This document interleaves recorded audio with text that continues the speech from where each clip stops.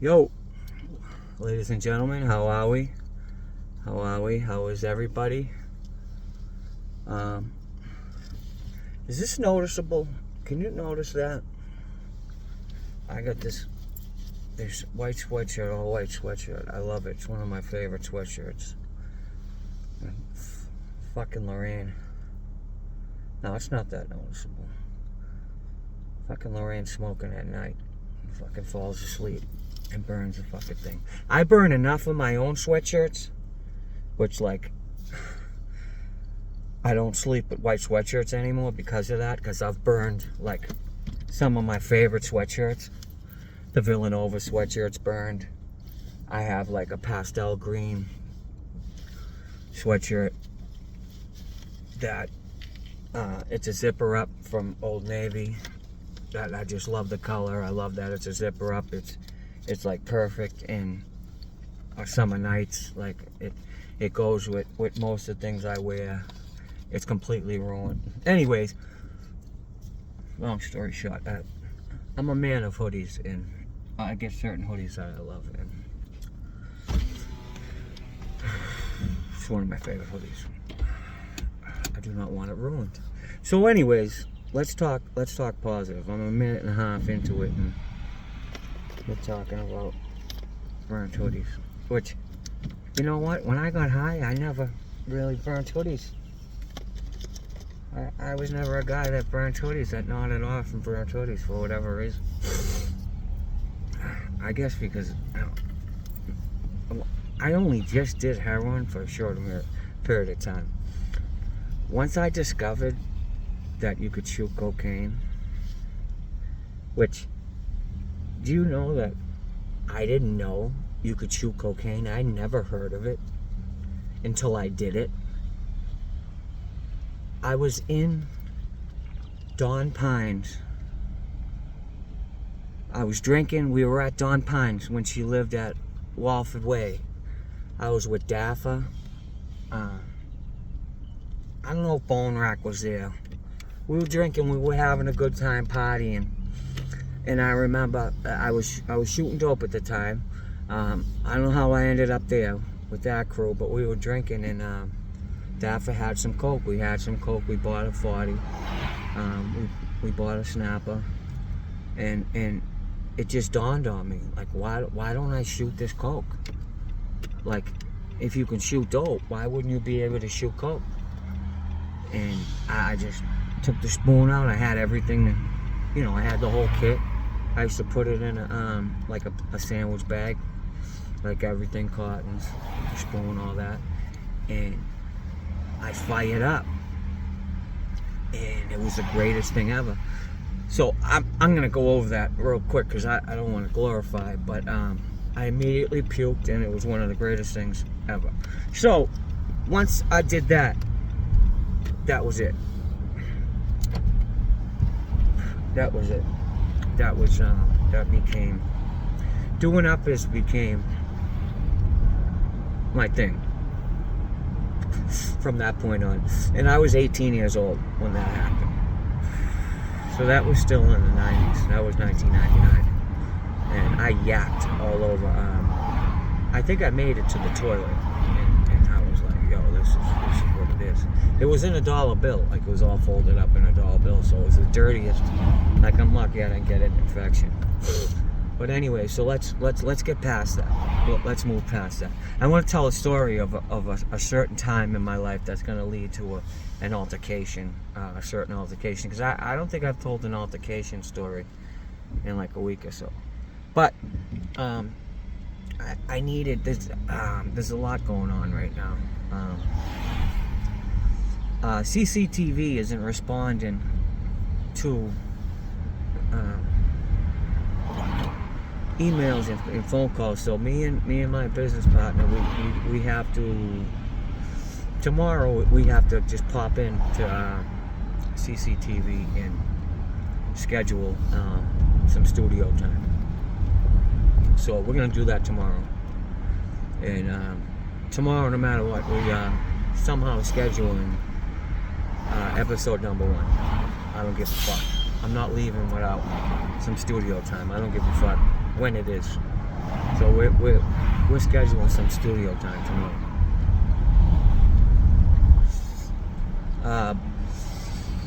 That leads me to, yeah, there's a lot of stuff going on. When I got shitty news. We got shitty news. The whole town of Charlestown got shitty news. If you know Colleen, Hanlon. Colleen was real close with my sisters, and she was always good to me because of that, and we ended up getting close really because we got higher, and we ended up in detox together, and we were in Summerlin detox, and we just got real close, and obviously there was nothing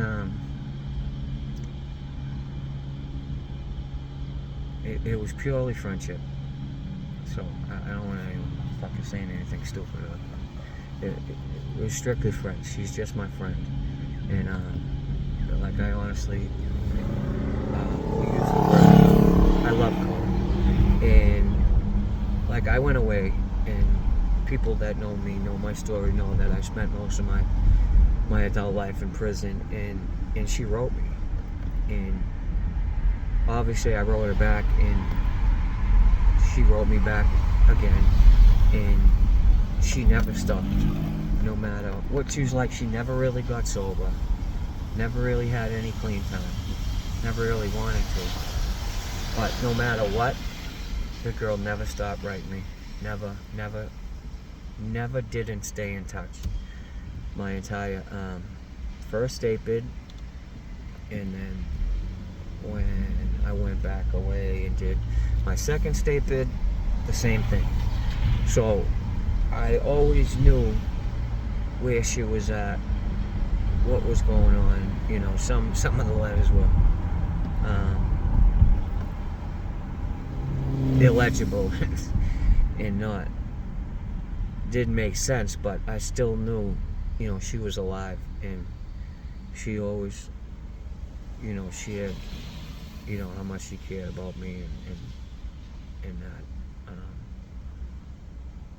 I would always share the fact that I was worried about her and really wanted her to do something, and hope that someday she would get sober. She was battling her own demons after Billy passed away, and with she had her daughter and loved her daughter, and I don't really want to get into that, but she would share what was going on with Rory, and she told me, no matter what, I always told her, she would say, I told Rory, no matter what, John will always look out for you, and that is something I will always do.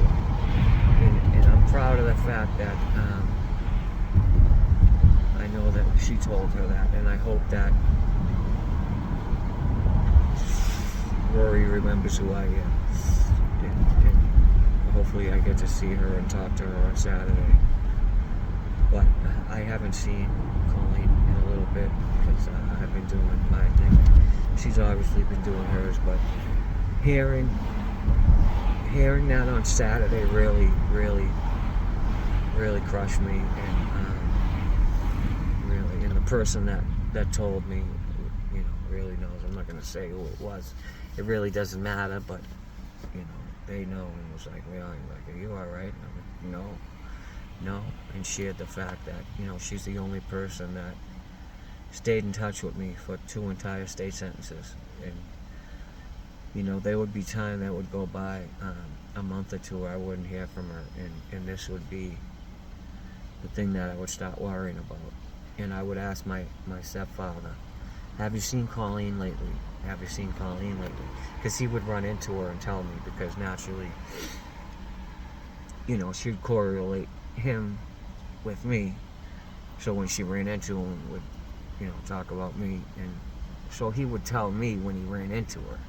and say, hey, I ran into the Hanlon girl. So when he didn't see her for a while too, I would start to worry.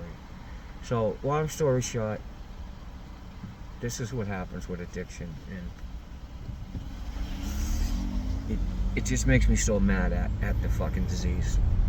Because there's a lot of people that pass that I've known for a long time that I'm able to just be numb to, you know, that I've known, that I've used with, that I kind of grew up with, and have shared, like, you know, a lot of time with moments, and I'm able to just be numb to. I hear they pass and I'm like, damn, that sucks. You know, I should try to make their wake. I try to, some I do, some I don't. But this was not one of those people that I can just be numb to. This was not a type of loss that I can just be numb to. This was a loss that I felt. I cannot be numb to this one. So Colleen, I hope that you're at peace wherever you are. I hope that heaven is real and you're up there with you know, you see Billy up there. I know that you love Billy.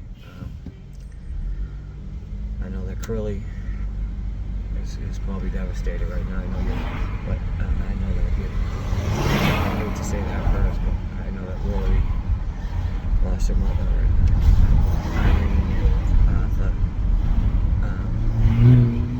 lost a child, and there's nothing worse than that. But I know also that from having a mother that lost a child, that this is something that they've been worried about for a long time.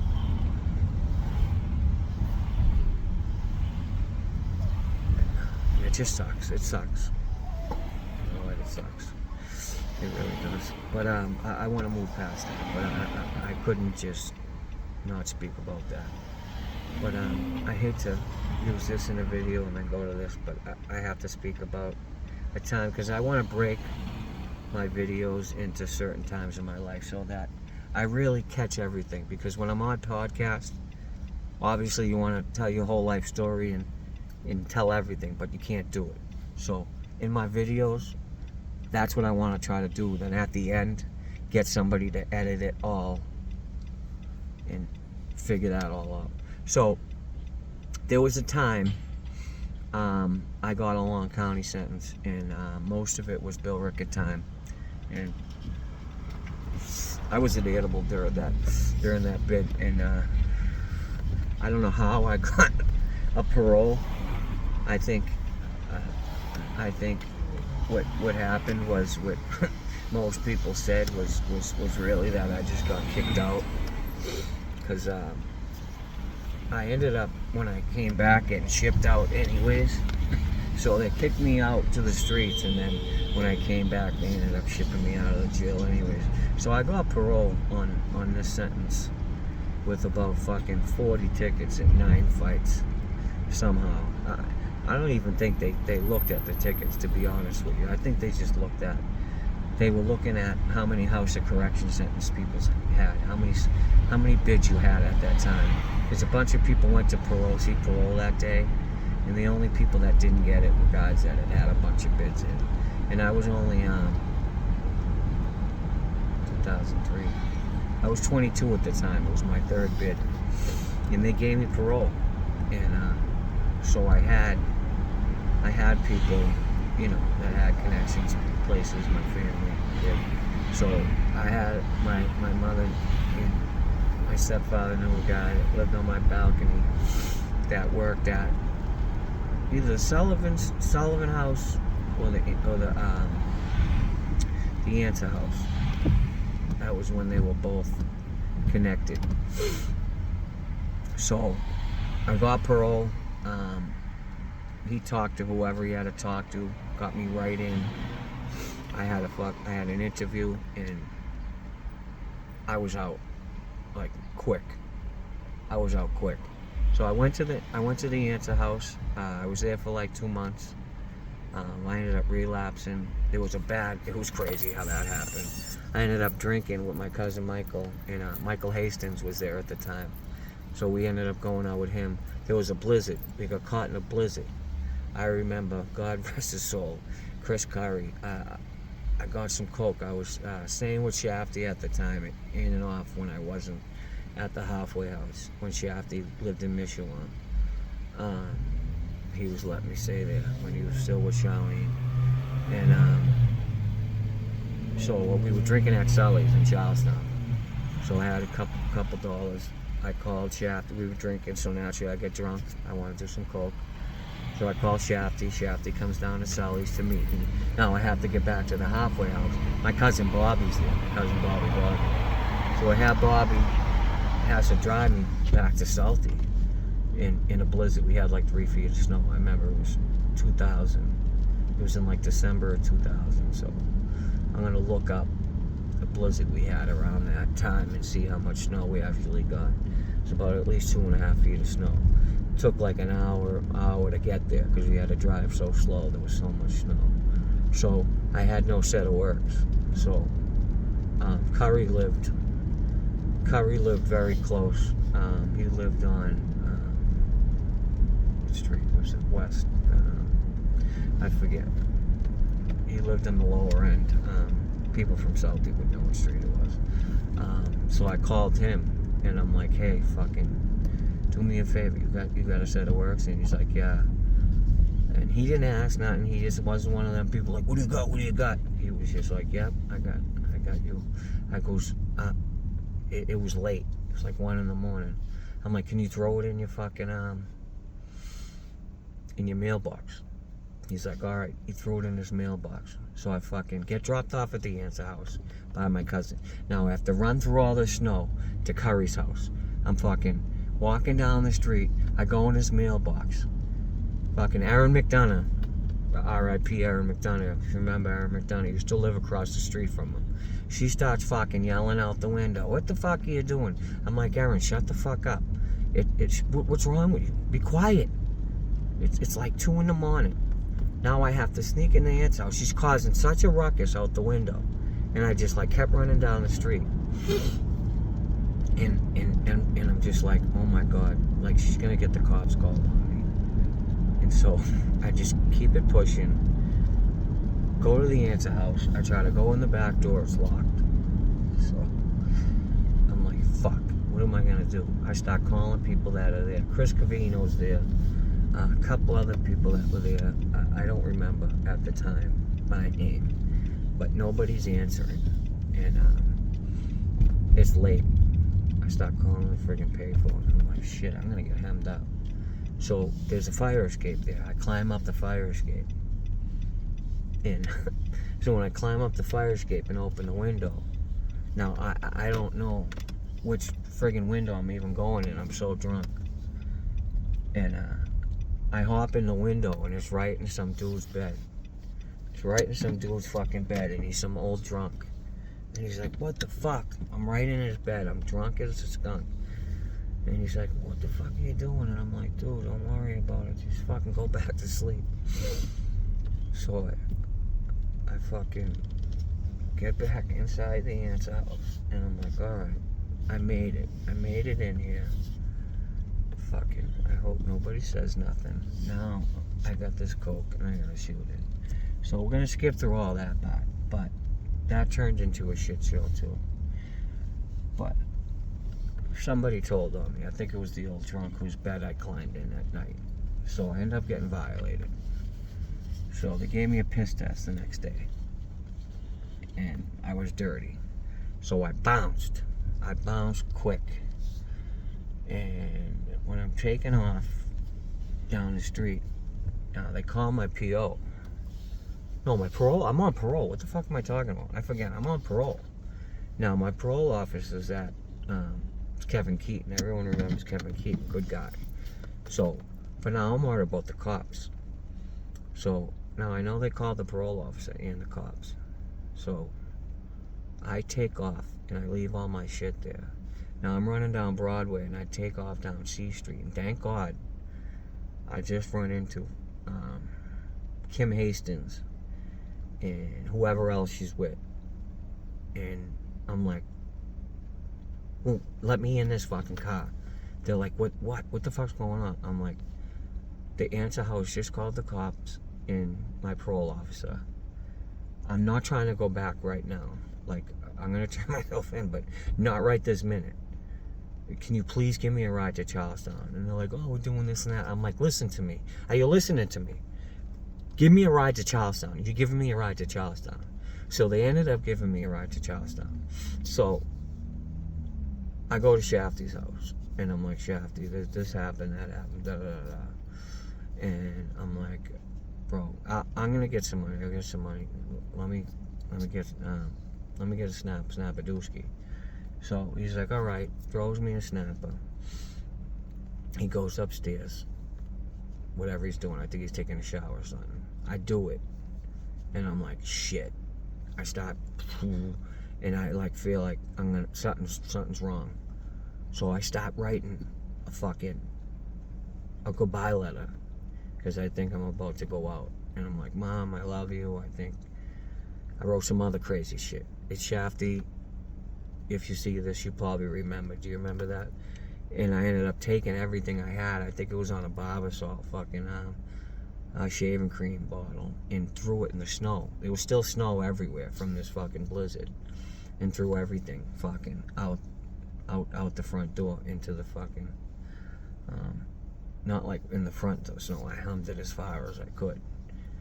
And he comes down, he's like, what are you doing? I'm like, fucking dude, I'm geeked. I am like, not just geeked, but I am like to the point where I just thought I was gonna go out. And he's like, are you alright? I'm like, no, I don't think so, bro.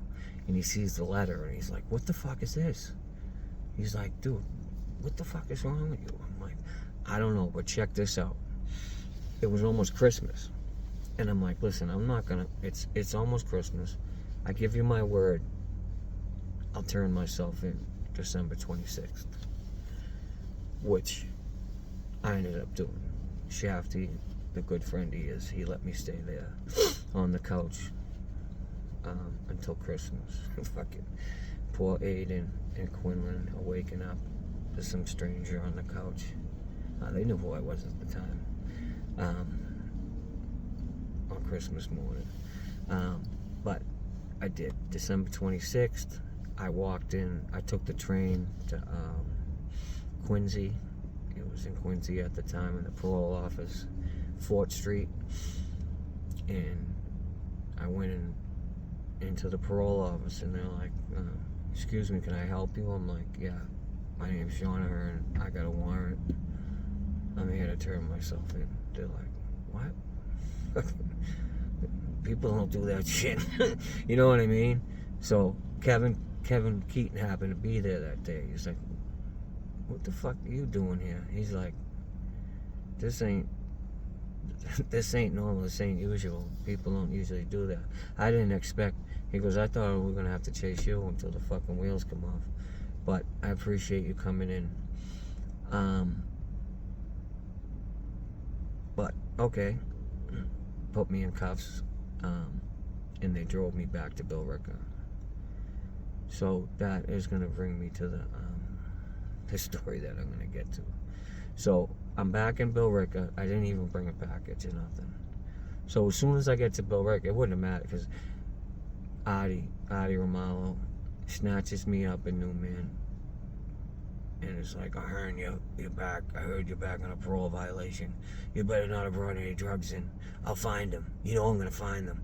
And I'm like, bro, I didn't bring anything in. Believe me, I didn't bring anything in. But whatever, do what you gotta do. And he's just like so crazy. He is so nuts. Like he came and searched my cell and did a crazy fucking butt check every day I was a new man. And until he was satisfied that I definitely didn't bring any drugs in. The next day when he came in and searched my cell, I'm like, look at me, I'm dead sober. I'm like, if I brought any drugs in, you'd know. I'd be legless. Believe me, I didn't bring anything in. Like, I wouldn't have turned myself in. If I'm gonna bring drugs in, I'm not turning myself in. Like, I'm sorry, I'm just not that type of person. I'm just gonna keep getting high. So, anyways, they put me back down on the first tier behind the wall. This is 2003, mind you. Actually, it's going into 2004. I just missed a big race beef. They just shipped Swalesy out. I'm pissed. They just shipped my fucking boy out, my cellmate. The guy who's been my cellmate the whole time I was there. Well, actually, he ended up moving out on me because he got pissed that I was getting in too many fights and starting too much shit. The last time I was in the hole, he's like, dude, I'm moving in with Mikey Clemens. And I'm like, are you fucking serious? But anyways, that is my boy. That just became a thing, like, between us two. And guys were getting upset because I was getting in too many fights and starting too much shit and getting in fights over basically nothing. But I had a lot of internal anger going on at that time. So I'm down in the first tier. I start to get established. I'm down there for like a day or two, bro. I'm down there for, I think, my second day. And dudes are like, every cop I see, like, oh shit, Ahern's back. Are you gonna stay out of trouble? You're gonna get in any fights? Fucking, you'll be in a fight within a week. I'm like, alright, whatever you say. Fucking, whatever. You know what I mean? And dudes are like, you're gonna chill out. Fucking Adam Kelly's still there. Just chill out, relax. I'm like, alright, well, whatever. I don't know. If something happens. So the fucking second day I'm there in the chow hall, like, there's just always some fucking idiot that just can't, help themselves. Just can't. Now, 95% of people probably would have let this go, but I'm just not 95% of people. I just came back, fucking, I didn't even see my family on Christmas, and I'm just miserable. I'm back. I still got, at that time, little time, a year and a half left is still time to me. The longer I did time, that was nothing. I did that in the hole, my last bit. That's what I wrapped up in the hole. I did that in DDU at the end of my last bit. So that is not, ended up being nothing towards the end. But at that time, at 22, I was still miserable. I still got fucking this much left. I turned myself in. What am I, an idiot? So I'm a little miserable. Fucking, I go to chow. We all walk to chow together. Make sure we sit together. I think I ended up at the end, so I ended up fucking sitting with fucking idiots, a bunch of fucking meatheads. And I'm at chow. I think it was dinner. It was dinner. And some dude's like, hey. I'm like, what? Fuck you saying hey to? He's like, hey, run me a fucking cup. Give me a cup. Give me a fucking cup. I'm like, what? What the fuck what the fuck did you just say to me? Now the cup's on the table. He's telling me to give him a cup. There's some dude I never seen before. Some fucking critter. He's like, you heard me, run me a cup. And I'm like, is this dude really doing this? Is this a prank? Is somebody fucking setting me up? Some fucking with me? And I'm just like, oh my fucking God, here we go. And I'm like, you motherfucker. I goes, you want a cup? You want a cup, you fucking punk? They were styrofoam cups. I took the cup and I stood up and I fucking smushed it in his fucking face. Like, here's your fucking cup, you fucking punk. And he's like, whoa, what the fuck? Da, da, da. I'm like, who the fuck? Where do you get off talking to somebody like that? You fucking clown. And dudes are like, dude stood up and were like, John, chill the fuck out. Da, da, da. It ain't that serious. I'm like, it ain't that serious? Are you fucking stupid? You just weren't even over here. And so fucking, I'm sitting there eating and I'm stewing. Now I'm like, I can't even enjoy my fucking food. And I'm just looking at this fucking idiot. This dude just doesn't even fucking realize what he just fucking did. So, after you eat in Billerica, you go to the day room. And you have to wait until whatever the fuck, I forget. It's been 20 years. To whatever they're done doing, and then they send you to your cells in the bottom tier. So, we're done eating, and we go back to the day room, and I'm just sitting there, and it just still fucking aggravated me. And so I just see him sitting there. And I almost forgot how funny this story is. I can't believe I almost forgot this story. So he's sitting on the table, and I had the whole fucking stack of styrofoam cups I brought out the chow, because like people would do that to bring back to their cell. And I walk up to him, and I just fucking whacked him with the fucking cups, and was like, here's your fucking cups. And then I just fucking dribbled them. And guys were like, oh shit, here we go. And I fucking fucked this dude up, because it just wasn't, it was gonna aggravate me no matter what. This fucking thing that this guy just come up to me, picked me to try to just punk off out of nowhere, right? I don't know what it was. If I was still kicking dope. I was still dope sick. I had a little habit, but I didn't feel well. That was another part of it that had me aggravated. I wasn't, I didn't sleep. I was up all night. It was just not a good time to fucking do something that stupid to me. And this fucking dude just picked the wrong person. And I'm like, here's your fucking cup. Fucking whacked him with the fucking things. And just dribbled him. And just annihilated him. Annihilated him, right? And there was just blood. Like, I just connected with everything. And I only hit him with like maybe 3, 4, 5, like bing, bing, bing, bing, bing. And it was just over quick. Bing, bing. He was on the ground. Fucking dudes were like, boom, it's over. He's done. He's done. He's laid out. He was done. Like, there just wasn't anything else would have been unnecessary. And so cops come over, grab me. I'm just chilling, sitting there. And dudes are like, I knew you were gonna do that. I knew you were gonna do that. So they cuffed me, right? They picked this guy up out of a puddle of blood. And as I'm getting cuffed and walking away, guys that remember Timmy Shepherd, right? Shepherd is like, oh, what the fuck? He steps in something, right? And then he lifts his foot up. And oh God, what a fucking funny story. And he lifts his foot up, and he's got shit all over his shoe. So the dude shit himself. I beat the shit out of him, literally. So I don't know if it was when I hit him. I don't know what happened. I don't know if there was a body shot in there. Might have been a body shot that creased him and fucking made him poop his pants. But I literally beat the shit out of him. And Timmy Shepherd, fucking Shepherditis. If anybody remembers Timmy Shepherd, who had the fucking big scar over his head from getting creased with a fucking axe handle for being the wrong person. He was just half a retard, but he was good wreck. And he was half a queer too.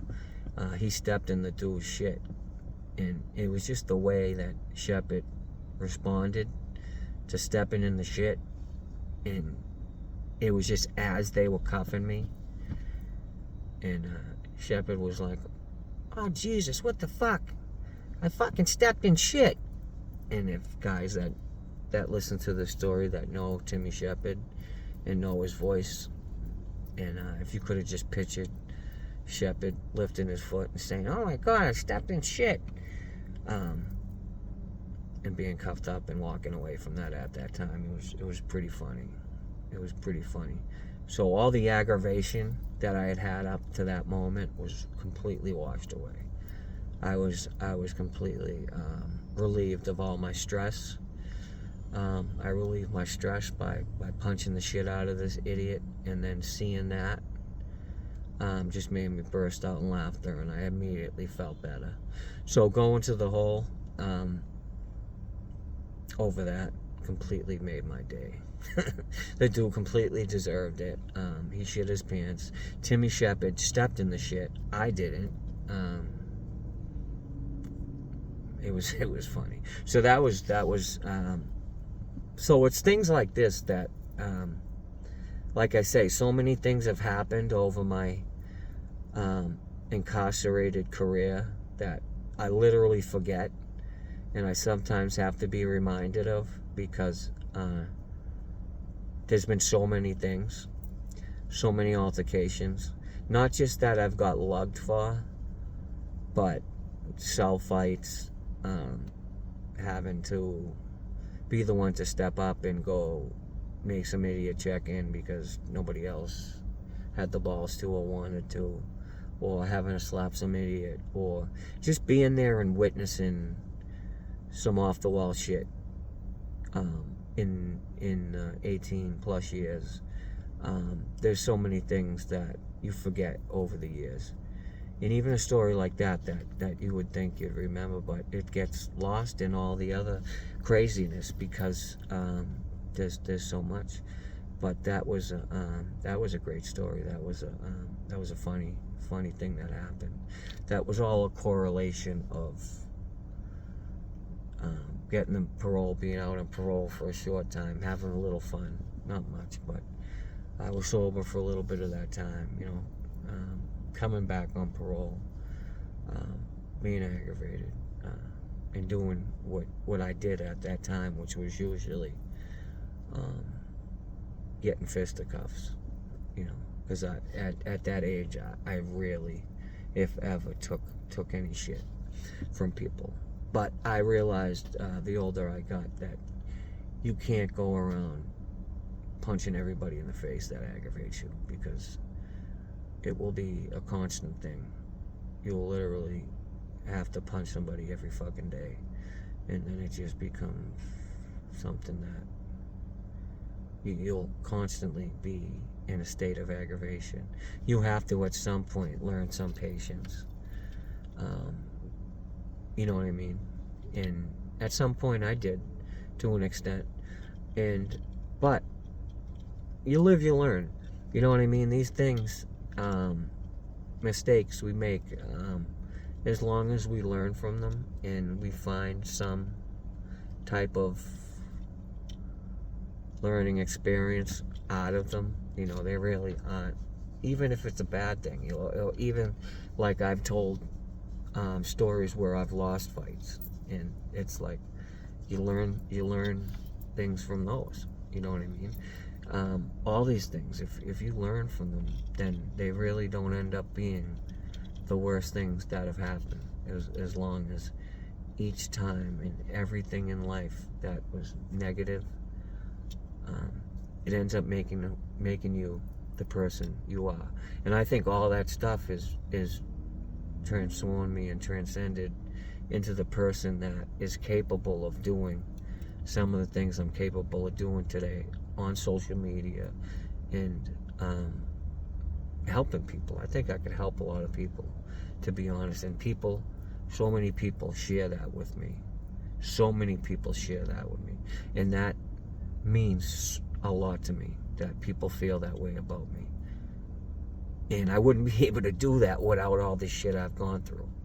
If I was just somebody that, even if I did all this time, but if I just coasted through all that and just like stayed under the radar and did programs and went to minimums and did all that, I really wouldn't be able to share that much, and wouldn't have learned from so many mistakes, because I wouldn't have made as many mistakes as I made. I still made mistakes, but not as many. Do you know what I mean? If that makes any sense. All right, I gotta go in the store. All right, peace. I'll hopefully have another story. I'm trying to think of one on my way back, on the ride back. I'll come up with something. If you made it this far in the video, 38 minutes, I appreciate you.